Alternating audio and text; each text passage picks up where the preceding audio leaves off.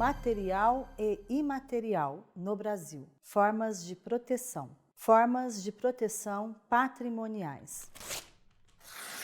Olá a todos! Nesta aula nós veremos os 5 tipos de formas de proteção patrimoniais. Nós vamos nos aprofundar em como foram pensadas as estratégias de preservação. Mas por que elas foram pensadas? Alguns motivos históricos, alguns acontecimentos históricos levaram os artistas, os intelectuais, arquitetos, historiadores a pensar em formas específicas de preservação dos patrimônios, fossem eles materiais ou imateriais. Então nós temos a Revolução Francesa e a Revolução Industrial, a princípio, como causadoras de destruição, levantando a questão de como e o que preservar. Depois também a destruição em massa com a Segunda Guerra Mundial. Portanto, essas formas de proteção são pensadas, a princípio, em terreno europeu. Isso não impede que o Brasil, por exemplo, ou outros países, tenham formas específicas de acordo com as características dos seus próprios patrimônios. Então, foram pensadas 5 formas que todos os países usam para preservação patrimonial. Vejamos quais são: as cartas patrimoniais, os inventários, tombamento, a restauração e a educação patrimonial. Além dessas 5 formas de preservação, nós temos que pensar também todo um trabalho que é executado pelos centros de documentação, pelos arquivos, pelos museus, pelas escolas, pelos memoriais, pelas bibliotecas. Então, junto com as formas oficiais de preservação, nós temos também algumas ações que são realizadas pelos lugares de memória. Entendendo essas 5 formas e sabendo dessas outras ações que são realizadas, nós podemos distinguir 3 instâncias de ações para a preservação dos bens.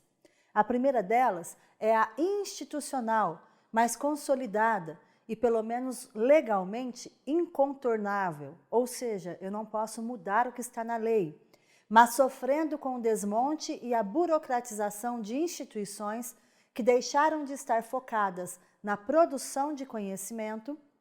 A segunda, que é a instância acadêmica, que chegou mais tarde, centrada em referências teóricas internacionais e na produção de conhecimento, mas às vezes desacreditada porque desvinculada da prática tradicional, ou seja, o que é pensado nem sempre está em concordância com o que é praticado.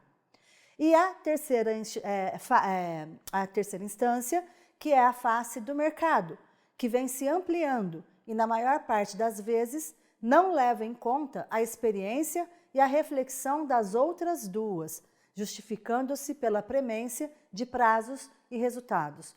Portanto, a face do mercado, que não está relacionada nem às pesquisas, nem à questão da legislação. Tendo colocado essas primeiras colocações aqui no início da nossa aula, eu já vou te lançar um desafio para que você possa ir pensando no desenvolvimento do conteúdo, ok? Então vamos pensar na seguinte questão: quais são os principais espaços de memória que, ao lado do Estado e das instituições patrimoniais, auxiliam no projeto nacional e mundial de preservação? Então, preste atenção nos conteúdos que serão mediados, faça as suas anotações e tente elaborar uma resposta, que será lhe dada mais ao final desta aula.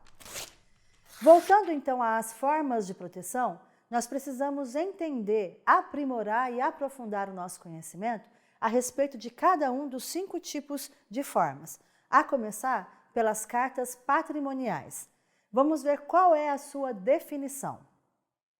As chamadas cartas patrimoniais são documentos, em especial aquelas derivadas de organismos internacionais, cujo caráter é indicativo ou, no máximo, prescritivo.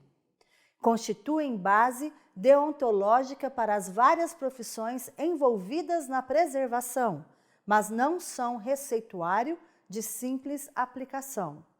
São indicativos, são orientações, mas não é um receituário.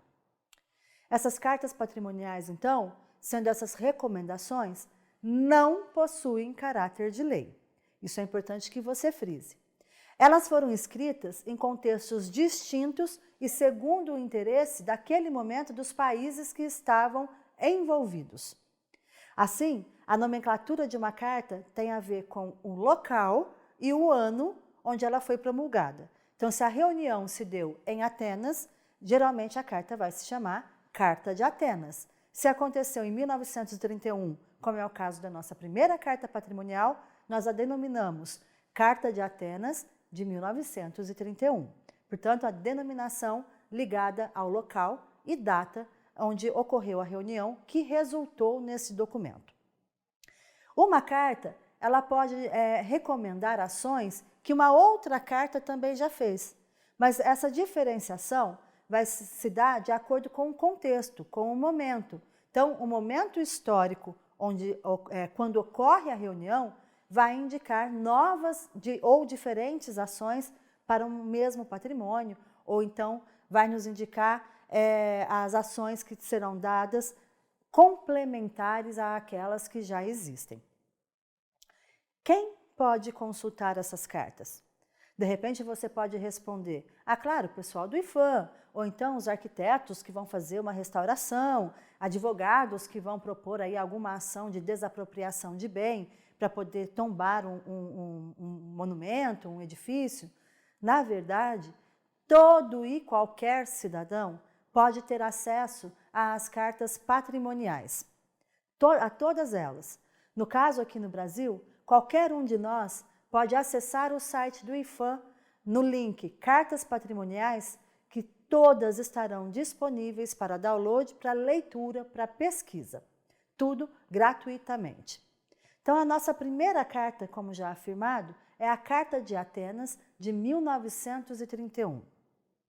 A última carta de caráter internacional é a Carta de Brasília, que vai ser o resultado do Fórum Juvenil de Patrimônio Mundial. Já em âmbito nacional, com características voltadas mais para o nosso território, o último documento é a Carta dos Jardins Históricos Brasileiros, ou Carta de Juiz de Fora, de outubro também de 2010.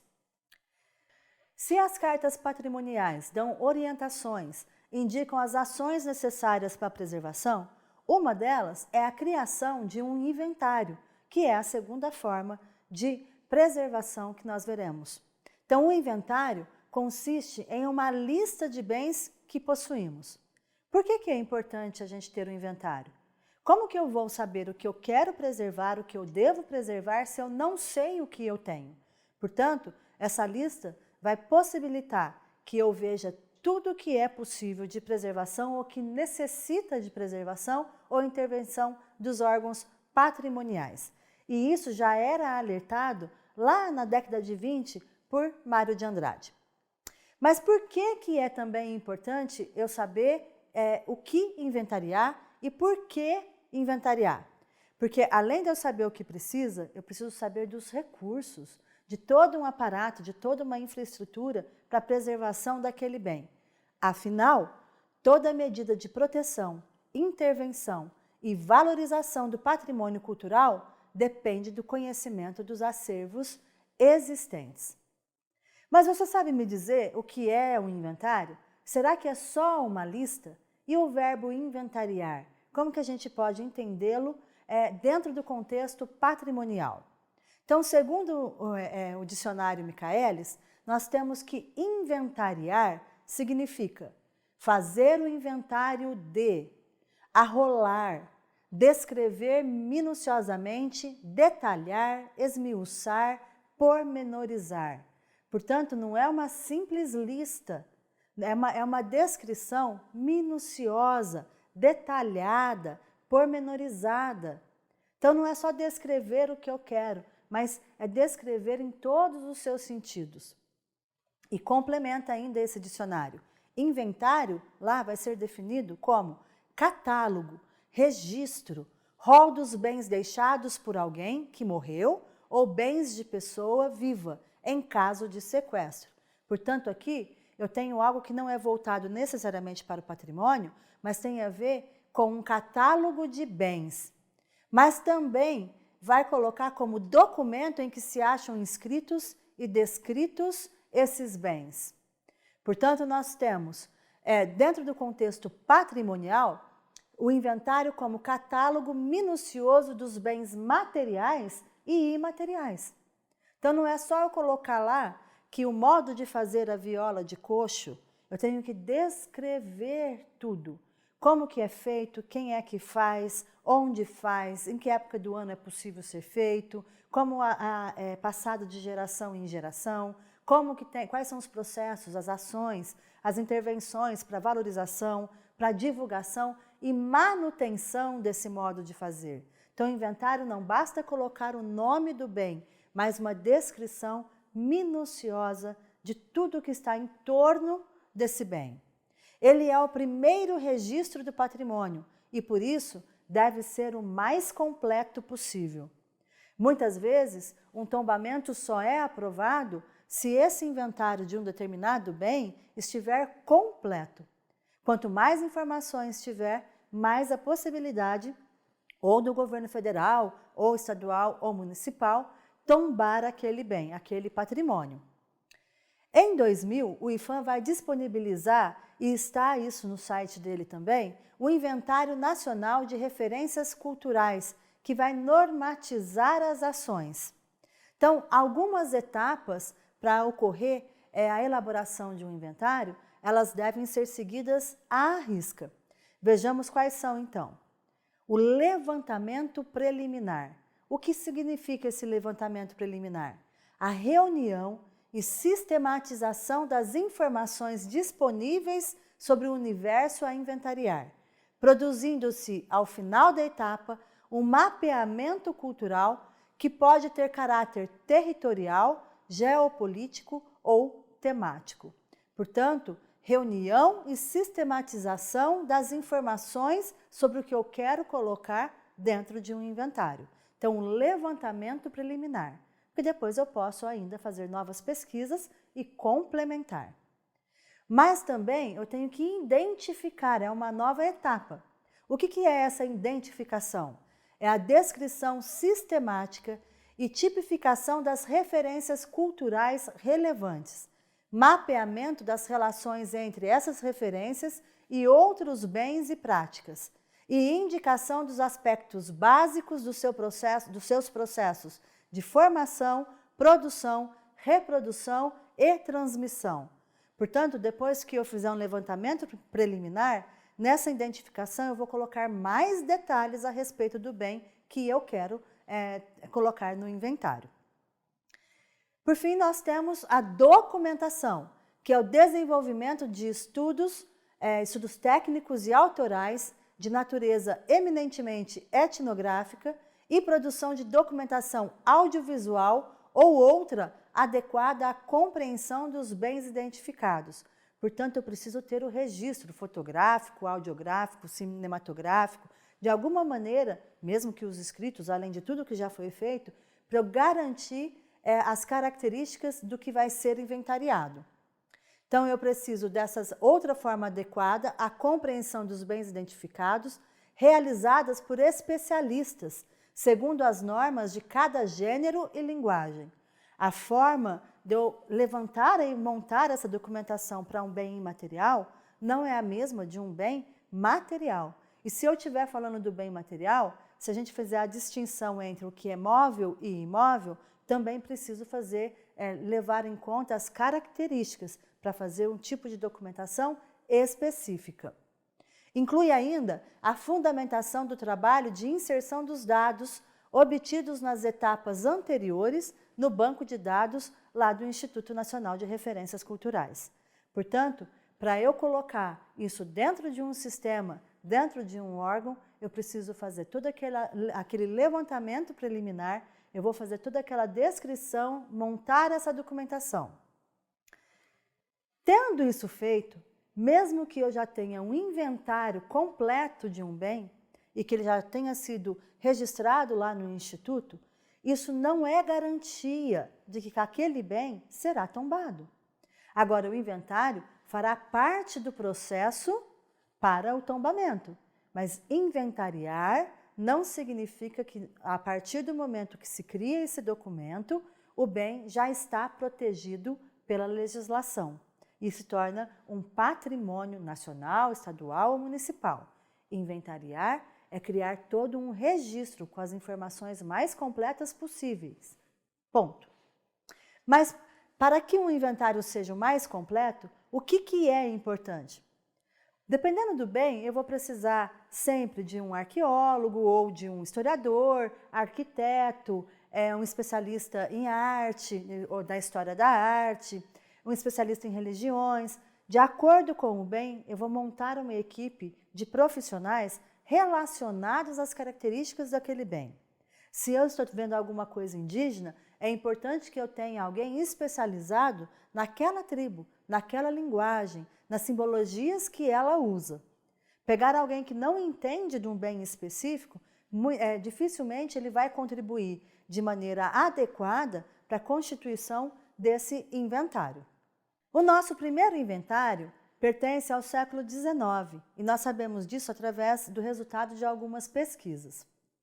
O primeiro inventário sistemático e detalhado do patrimônio brasileiro deve ser o livro Memórias Históricas do Rio de Janeiro e Províncias Anexas à jurisdição do Vice-Rei do Estado do Brasil. Trata-se de uma longa exposição sobre a história do conjunto de edifícios religiosos da Diocese do Rio de Janeiro, sua descrição e o seu estado. Foi realizado pelo Monsenhor José de Souza Azevedo Pizarro e Araújo, que viveu entre 1753 e 1830, e foi publicado em 9 volumes no Rio de Janeiro entre 1820 e 1822. No mesmo ano da independência, completava-se assim a publicação do primeiro tombo do patrimônio na capital do Império. Então, a partir dessas informações, nós temos uma pergunta a fazer. Para que inventariar? De repente você pode responder, mas isso já foi dito, para fazer um registro, mas há muito mais a completar. Então, nós inventariamos para fornecer o conhecimento sobre os bens tangíveis e intangíveis com interesse de preservação. Também inventariamos para facilitar e agilizar o processo para o tombamento, lembrando que sem o inventário, o tombamento não ocorre, mas o inventário também não é garantia de tombamento. Também para fornecer dados e diagnósticos para a elaboração de planejamentos urbanos, ambientais, turísticos e voltados para a educação patrimonial. Então, o inventário vai me ajudar a localizar um prédio dentro de um centro de uma cidade, por exemplo, onde a prefeitura ou o estado quer realizar obras. Será que eu posso realizar obras ali de grande porte? Será que essas obras não vão impedir que a memória seja apagada? Vão possibilitar, na verdade, que uma memória seja apagada, que uma história seja destruída? Então, conhecendo o que eu tenho, eu faço estratégias até de urbanização, de melhorias em uma cidade. Sabendo também, eu posso elaborar planos para acrescentar atividades turísticas. Então, ele vai ajudar no crescimento de uma cidade. A gente também pode elaborar um inventário para inibir o desaparecimento e roubo de tais bens. Então, não é importante apenas fazer o inventário no começo de uma ação para descobrir um bem ou então para tentar fazer um processo para tombamento. Mesmo os bens tombados, esses inventários precisam sempre ser revistos para ver se não tem alguma obra que sumiu, que desapareceu, que foi roubada, ou que pode estar em algum canto de museu que foi emprestado para uma exposição e não voltou para o seu lugar de origem. Então, é importante o inventário para uma série de informações. Mas eu queria saber de você. Já tentou fazer um inventário dos seus bens? Será que você tem algo que pode ser inventariado? Que tal fazer um exercício? Pegue as suas fotos, faça o que foram impressas, faça um levantamento dessas fotos, dos locais, data onde foram tirados, quem está ao seu lado. Tente colocar ali a memória do que ocorreu naquele dia. Você pode aceitar esse desafio também, pegando os seus brindes, aquelas É lembranças que você trouxe de viagens, seja ao exterior ou seja dentro do país? Será que você tem um cocar que comprou numa região onde nós temos tribos indígenas? Ou será que você tem alguma lembrancinha que você trouxe de uma viagem à França? Tudo isso faz parte de coisas que lembram culturas. Faça esse exercício. Tente ver quais são os bens culturais que você mesmo tem em casa. Porque cada um desses documentos, com esse desafio que foi lhe feito, traz marcas da sua cultura. Tem história, tem memória e vai te colocar dentro de um universo cultural. Falamos das cartas patrimoniais, falamos do inventário, vamos agora à terceira forma de preservação, que é aquela de tombamento. Mas você deve estar se perguntando, se eu estou falando de preservação, valorização e divulgação, por que eu vou falar agora de tombamento? Esse nome faz referência à Torre do Tombo, que fica em Lisboa, em Portugal. Nesta torre estão documentos de toda a história de Portugal, como também tem muitos documentos da história do Brasil, uma vez que o Brasil foi colonizado por esse país. Portanto, o termo tombamento como referência à Torre do Tombo, em Lisboa, Portugal. Sabendo de onde vem o conceito de tombamento, vamos ver a definição. O tombamento é um dos dispositivos legais que o poder público federal, estadual e municipal dispõe para preservar a memória nacional. Também pode ser definido como o ato administrativo que tem por finalidade proteger, por intermédio da aplicação de leis específicas, bens de valor histórico, cultural, arquitetônico, ambiental e também de valor afetivo para a população, impedindo que venham a ser destruídos ou descaracterizados. Portanto, a partir do momento em que eu tenho um instrumento jurídico apoiado na lei e eu tombo um patrimônio, seja ele material ou imaterial, sendo material, mesmo que ele seja móvel ou imóvel, eu não posso mais descaracterizá-lo. Eu tenho que mantê-lo na forma que está. Daí também a preservação, a conservação, a manutenção ser importante e prevista em lei, uma vez que o bem é tombado. Então, resumindo, o que vai ser o tombamento? É o momento em que um bem passa obrigatoriamente a ser protegido legalmente por um município, estado ou país. Quando eu tenho um inventário, ele obrigatoriamente não está protegido. A partir do tombamento, já por lei, é obrigatório. Mas como que se dá esse processo de tombamento? Basta eu fazer o registro no livro de inventários e depois ir lá e falar, eu quero que esse bem seja tombado? Não, é um processo, muitas vezes demorado, mas ele deve acontecer seguindo algumas regras ou algumas etapas. O processo de tombamento se dá após avaliação técnica preliminar, quando é submetido à deliberação das unidades técnicas responsáveis pela proteção aos bens culturais brasileiros, ou seja, uma equipe do IPHAN ou uma equipe dos órgãos patrimoniais do Estado ou município ou das questões culturais vão lá e fazem uma avaliação técnica preliminar. Em sendo aprovada a intenção de proteger um determinado bem, seja cultural ou natural, é expedida uma notificação ao seu proprietário. Afinal de contas, se faz parte de algo que é particular, é interesse daquela pessoa e colocado na instituição que a prioridade de venda é para o Estado. A notificação significará que o bem já se encontra sob proteção legal, até que seja tomada a decisão final. Isso depois de o processo ser devidamente instruído, ter a aprovação do tombamento pelo Conselho Consultivo do Patrimônio Cultural e a homologação ministerial publicada no Diário Oficial. Então, o que é importante? A partir do momento que o proprietário de um determinado bem que está sendo eleito a ser tombado recebe a notificação, ele não pode mexer mais naquele bem. Supondo que seja um edifício, se ele quer fazer uma pequena reforma, ele não pode mais mexer nas estruturas do edifício. Ele vai ter que aguardar depois um processo para realizar a restauração, que nós veremos a seguir. Então, só a notificação já garante a proteção por lei e que nada pode ser feito naquele bem, mesmo até a chegada da publicação desse tombamento no Diário Oficial. O processo finalmente termina com a inscrição no livro de tombo e a comunicação formal do tombamento aos proprietários. Então, depois que chega no Diário Oficial, cada bem patrimonial específico com o seu livro de tombo específico, e aí o proprietário finalmente é comunicado de que agora o processo está finalizado. Portanto, tem etapas a serem seguidas e essas etapas estão previstas em lei. Se o tombamento é justamente o registro em alguns livros de tombo, vamos conhecer os 4 livros de tombo dos bens materiais e os 4 que são destinados ao registro dos bens imateriais.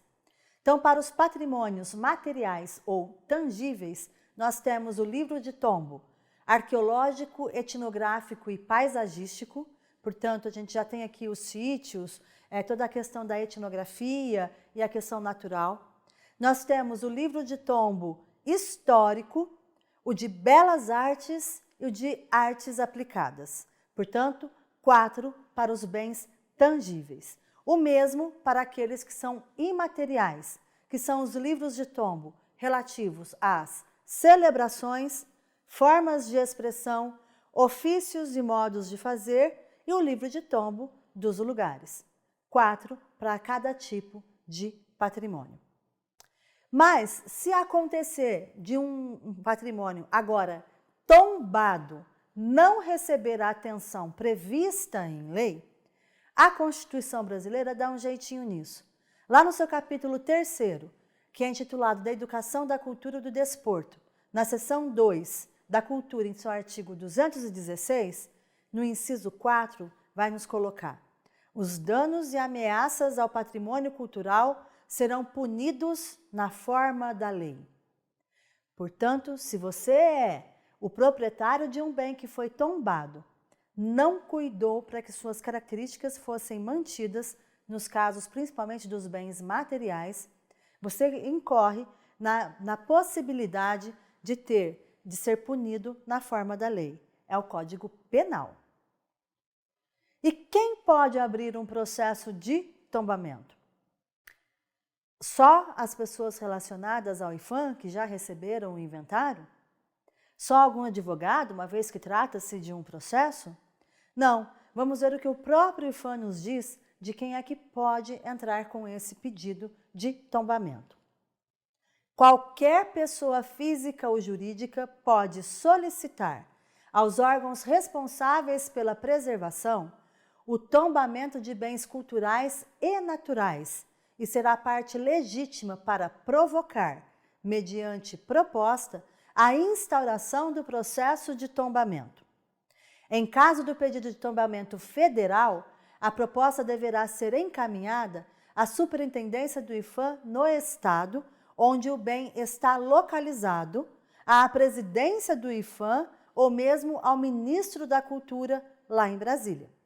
Quando a proposta for para tombamento estadual ou municipal, o interessado deverá se dirigir ao governo estadual ou à prefeitura municipal de sua cidade. Então, o que é importante dessa fala para a gente? Qualquer pessoa física ou jurídica pode solicitar a abertura do processo de tombamento. Eu posso, você pode, todo e qualquer cidadão brasileiro, na sua forma física, ou representando uma instituição, em nome de uma instituição, pode entrar com esse processo. Mas as ações dos municípios também são importantes. Por quê? Nós estamos falando, na maior parte das vezes, de bens culturais nacionais. Mas os municípios também fazem algumas reuniões convocando a população local, convocando os seus habitantes para ajudar na elaboração de estratégias de preservação ou de estratégias para formular atividades culturais, mesmo da educação, planejamento participativo. Então, é importante que a gente fique atento àquelas chamadas que geralmente são publicadas em jornais e comunicadas em TV e rádio, do chamamento da prefeitura para que a gente atue ajudando na administração da cidade. E quando isso for relativo a patrimônio, a nossa participação é imprescindível.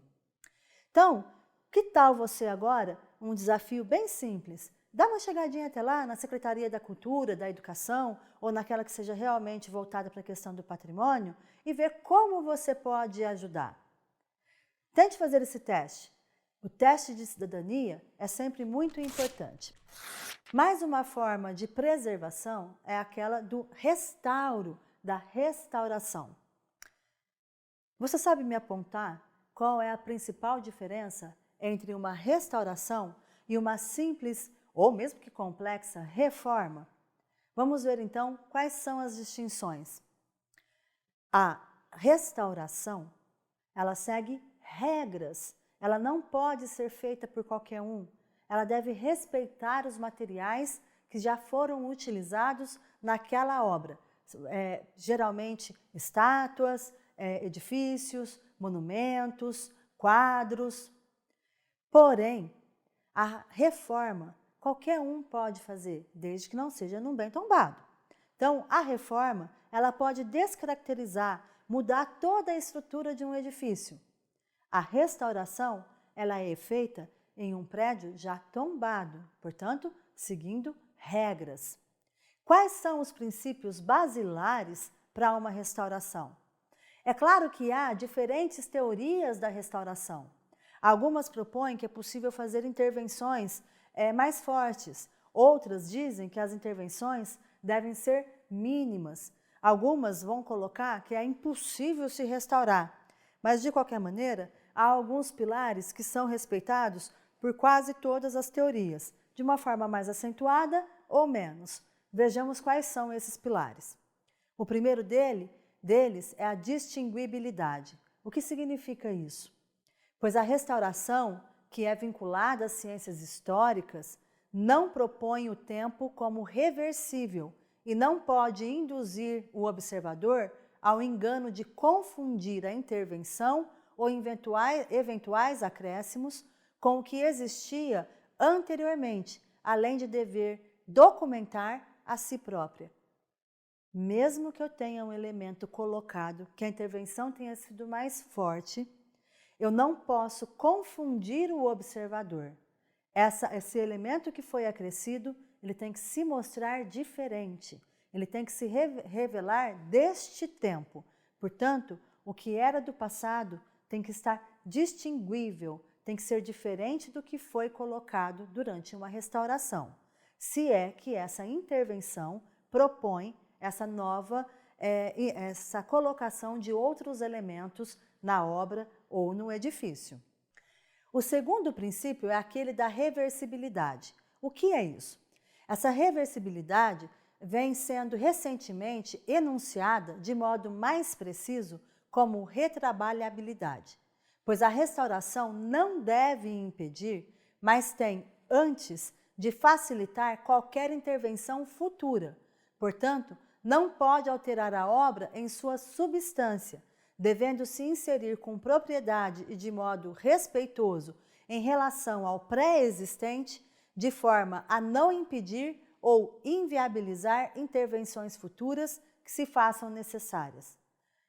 Caso eu faça uma restauração e precise refazê-la, ou então tomar novas atitudes próximos ao que já foi feito, esse trabalho deve ser possibilitado, ou refazer a restauração, ou então permitir que outras sejam feitas. Portanto, eu tenho que tomar cuidado com o que vai ser feito. Mais uma forma de se pensar a restauração é a questão da mínima intervenção, pois a restauração não pode desnaturar o documento histórico e nem a obra como imagem figurada, devendo respeitar as suas estratificações. Portanto, se eu puder mexer o mínimo possível, é assim que, como restaurador, eu devo agir. Eu tenho que respeitar o que já estava ali. Então, a questão da mínima intervenção é um dos elementos mais colocados ultimamente na questão da restauração. Compatibilidade de técnicas e materiais.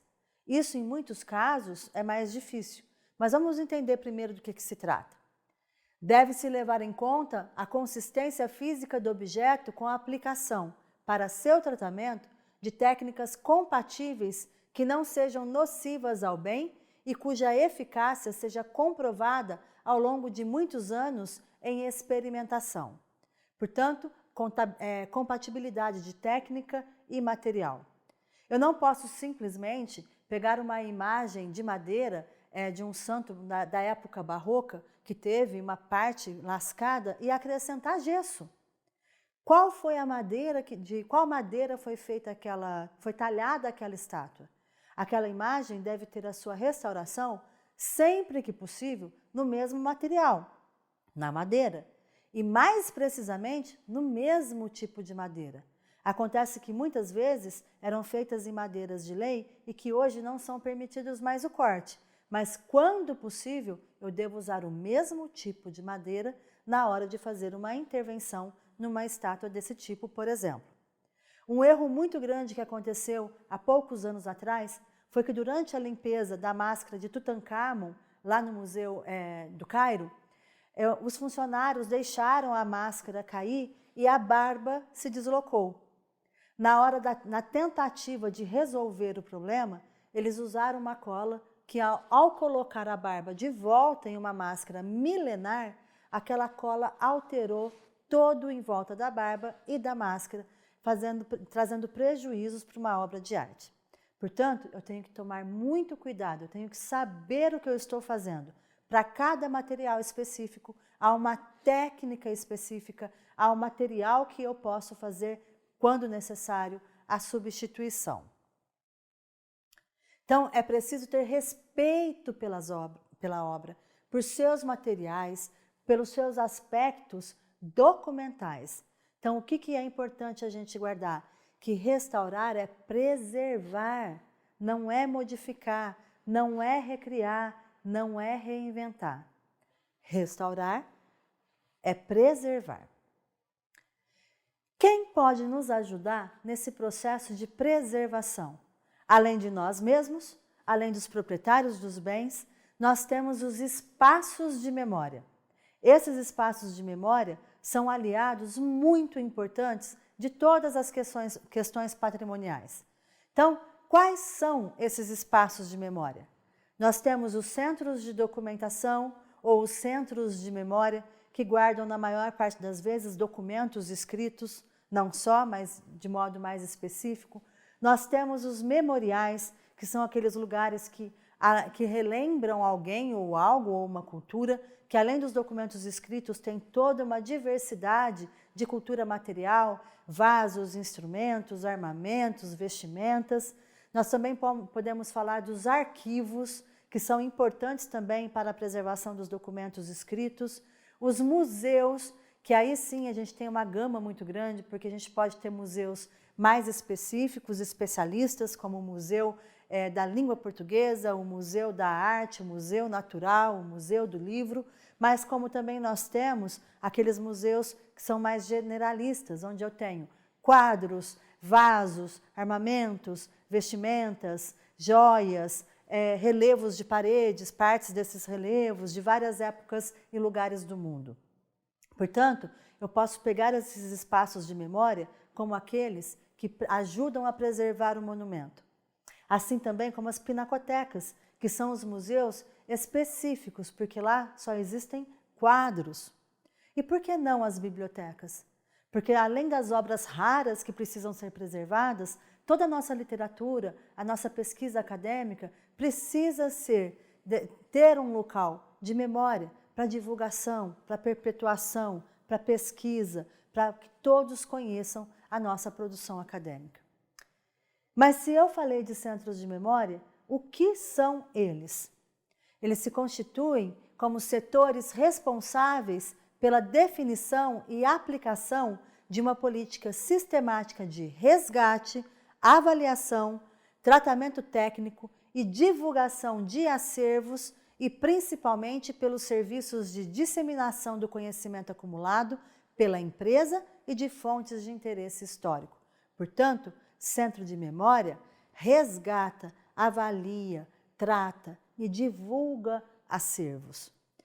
Muito próximo disso é a definição dos centros de documentação, que podem atuar como espaços de instrução, referência e fomento à pesquisa, no momento em que recebem, organizam e colocam à disposição, do ponto de vista administrativo, jurídico e cultural, o seu acervo, como provas e testemunhos históricos abertos ao público. Então, eles também recebem, realizam a organização, colocam à disposição, assim como o Centro de Memória, alguns documentos. Tanto que é comum, muitas vezes, um mesmo centro ter o nome de Centro de Memória e Documentação XYZ. Então, embora eles sejam parecidos, há lugares que fazem a distinção e há lugares que colocam o mesmo nome, no mesmo local, a junção dessas duas definições.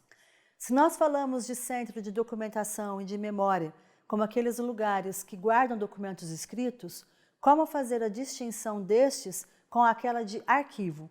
Então, para a gente entender bem isso, nós buscamos no Dicionário Brasileiro de Terminologia Arquivística a definição de arquivo, onde nos apresenta 4. A primeira delas é conjunto de documentos produzidos e acumulados por uma entidade coletiva, pública ou privada, pessoa ou família, no desempenho de suas atividades, independentemente da natureza do suporte. Portanto, arquivo aqui são os documentos acumulados. A segunda definição proposta pelo dicionário é que é uma instituição ou serviço que tem por finalidade a custódia, processamento técnico, conservação e o acesso a documentos. Então, se uma vez os documentos formam um arquivo, agora tem uma instituição que guarda esses documentos, que também é chamada de arquivo. Mas não é só guardar, porque eu preciso ter todo um procedimento técnico para a sua conservação. A terceira definição colocada pelo dicionário é aquela de instalações onde funcionam os arquivos, portanto, o prédio.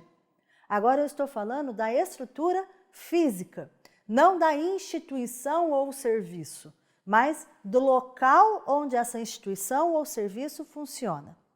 E também um móvel destinado à guarda de documentos.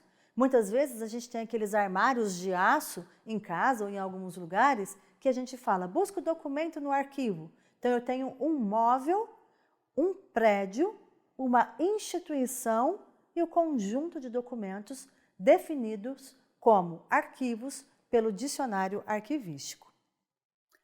Mas e as bibliotecas? Elas só guardam livros? O que a gente pode entender da biblioteca como lugares de memória, lugares que podem nos ajudar na preservação dos patrimônios?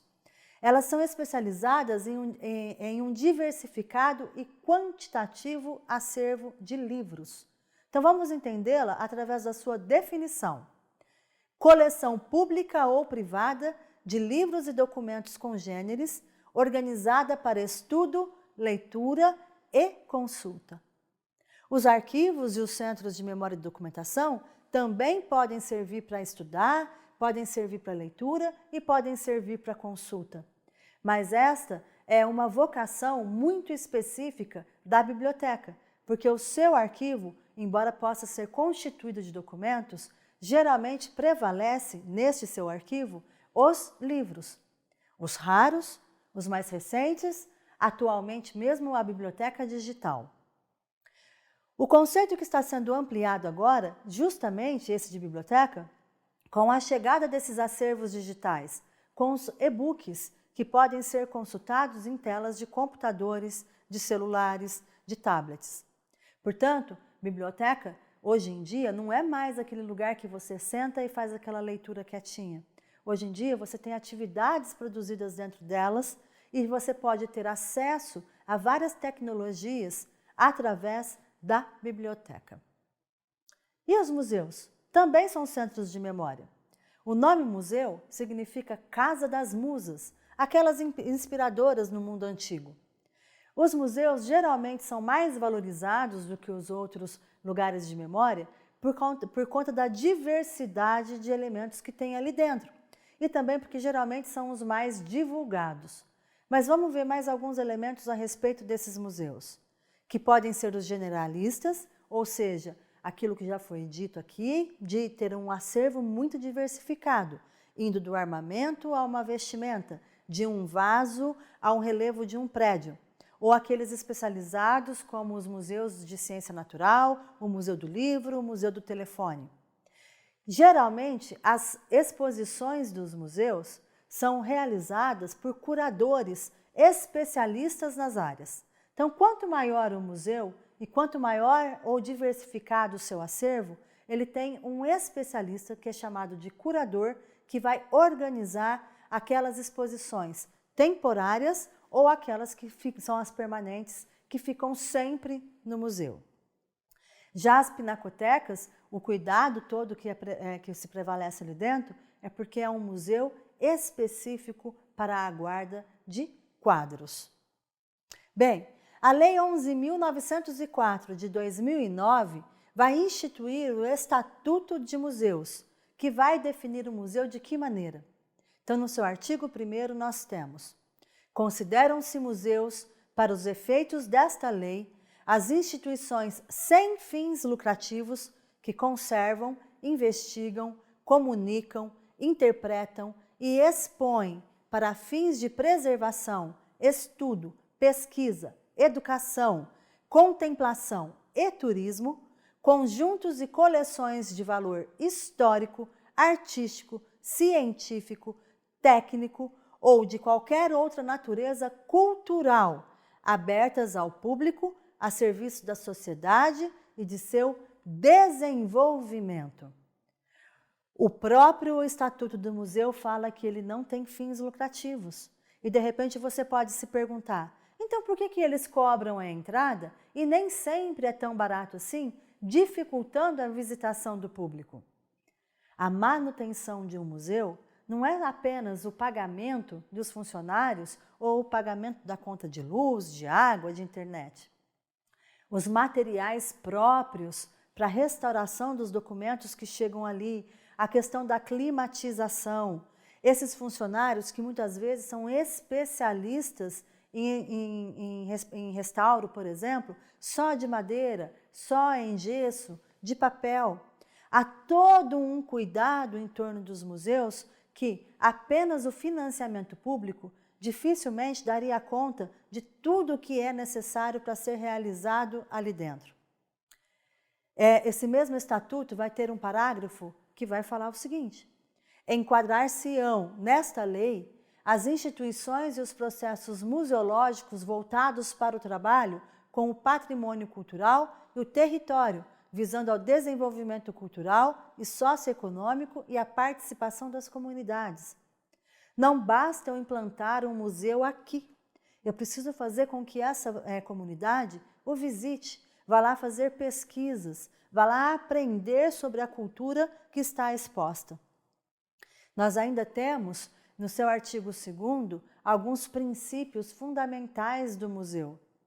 Então, nós temos a valorização da dignidade humana, a promoção da cidadania, a sua função social, a valorização e preservação do patrimônio, a universalidade do acesso, o intercâmbio institucional. Mas aqui nos interessa 2 pontos: a valorização da dignidade humana e a promoção da cidadania. É função do museu, porque ele guarda a cultura. A cultura fala quem somos, nos traz identidade, pertencimento, nos traz filiação histórica.